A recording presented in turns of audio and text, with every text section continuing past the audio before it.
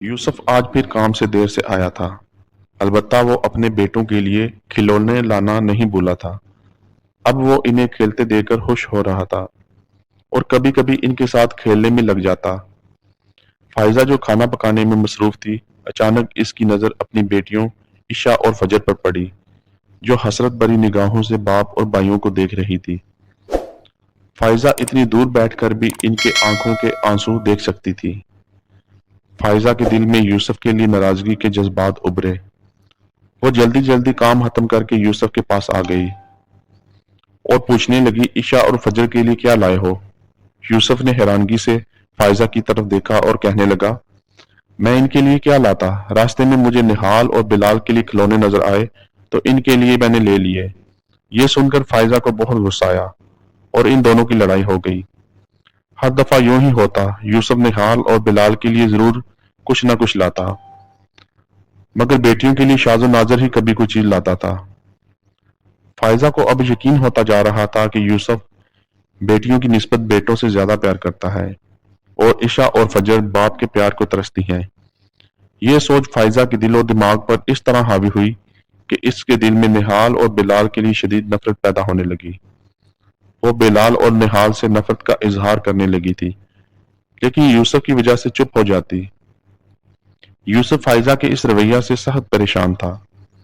اس کو سمجھ نہ آتی فائزہ بچوں کے ساتھ ایسے کیوں پیش آتی ہے۔ فائزہ کے دل میں خیال آیا، اگر نہال اور بلال نہ ہوتے تو یوسف اپنی ساری توجہ اور محبت عشاء اور فجر کی طرف دے گا۔ اب وہ ہر وقت یہی سوچتی رہتی اور ہر کام غائب دماغی سے سر انجام دیتی۔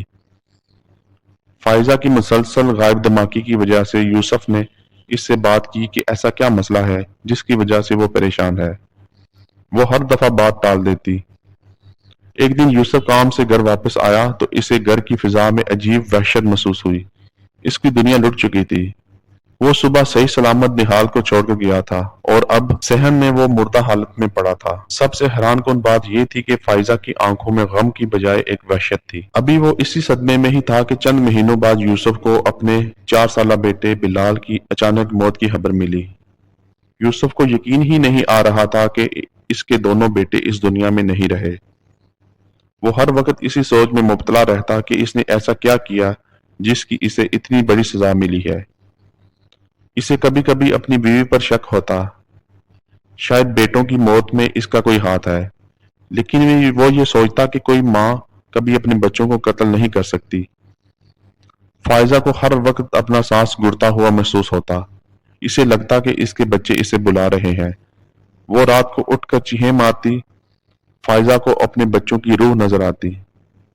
یوسف پہلے سمجھا کہ شاید یہ ابھی تک صدمے میں ہے۔ وہ اسے پیار سے بہت سمجھاتا، لیکن فائزہ پر کسی چیز کا کوئی اثر نہ ہوتا۔ فائزہ کی حالت دن بہ دن بگڑتی جا رہی تھی۔ یوسف نے کافی علاج کروایا لیکن بے سود رہا۔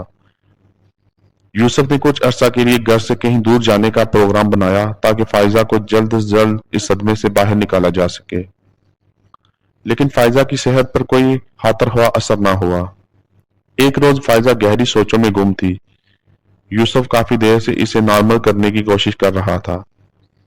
اچانک وہ پوچھنے لگی، کیا تم اپنے بیٹوں سے بہت پیار کرتے تھے؟ ہاں، میں اپنے بیٹوں سے بہت پیار کرتا تھا، مگر تم یہ کیوں پوچھ رہی ہو؟ اگر تمہیں پتا چلے کہ تمہارے بچوں کو کس نے قتل کیا ہے تو تم کیا کرو گے؟ میں ایک منٹ بھی نہیں سوچوں گا اور ویسے ہی اس کا قتل کر دوں گا جیسے اس نے میرے بچوں کا کیا۔ اس روز کے بعد فائزہ مزید ذہنی دباؤ کا شکار ہو گئی۔ اب وہ ہذیانی کیفیت میں اپنے بیٹوں کو یاد کرتے ہوئے ایسی باتیں کرتی جن سے یوسف کے دل میں پھر شک پیدا ہونے لگا۔ ایک دن یوسف معمول سے جلدی گھر آ گیا۔ فائزہ ایک اونچے ٹیلے پر بیٹھی ادھر ادھر دیکھ رہی تھی کہ اچانک اس کی نظر عشاء اور فجر پر پڑی، جو اپنے باپ کے ساتھ کھیلنے میں مصروف تھیں۔ یہ دیکھ کر فائزہ کو خوشی محسوس ہوئی، ساتھ ہی ساتھ اسے اپنے بیٹوں کی شدید کمی بھی محسوس ہوئی۔ اسے ہر جگہ نہال اور بلال کی آوازیں اور شعلے نظر آنے لگے۔ اسے اپنا دماغ پھٹتا ہوا محسوس ہوا۔ اس کا سانس بند ہونے لگا۔ یوسف کی نظر اچانک فائزہ پر پڑی۔ اس کی بگڑتی ہوئی حالت دیکھ کر یوسف اس کی طرف لپکا، لیکن فائزہ کے الفاظ نے اس کے قدم جما دیے۔ میں نے اپنے بچوں کو مار ڈالا، قتل کر دیا۔ میں نے اپنے بیٹوں کو۔ یوسف نے نفرت بھری نگاہ فائزہ پر ڈالی اور پوچھا، تم یہ سب کیسے کر سکتی ہو؟ تم نے اپنے ہاتھوں سے ہی اپنے بچوں کو مار دیا، تم کیسی ماں ہو؟ تم تو ماں کہلانے کے لائق بھی نہیں ہو۔ کوئی ماں اس حد تک ظالم نہیں ہو سکتی، تم نے ایسا کیوں کیا؟ یہ سب کچھ میں نے اپنی بیٹیوں کے لیے کیا ہے۔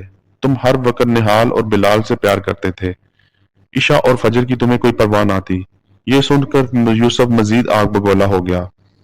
جیسے میرے نہال اور بلال تھے ویسے ہی عشاء اور فجر تھی، فرق میں نے نہیں کیا۔ کیا فرق تمہاری سوچ میں تھا؟ تم ایک نفسیاتی مریضہ بن چکی ہو۔ میں اور میری بیٹیاں اب مزید تمہارے ساتھ نہیں رہ سکتے۔ آج تم نے اپنے بیٹوں کو اپنی بیٹیوں کے لیے مار دیا ہے، کل تم اپنی بیٹیوں کو کسی اور کے لیے مار دو گی۔ میں فجر اور عشاء کو لے کر ہمیشہ ہمیشہ کے لیے تمہاری زندگی سے دور چلا جاؤں گا، اور اب تمہاری سزا کا فیصلہ عدالت کرے گی۔ وہ فائزہ کو روتی چیختی چھوڑ کر بچیوں کے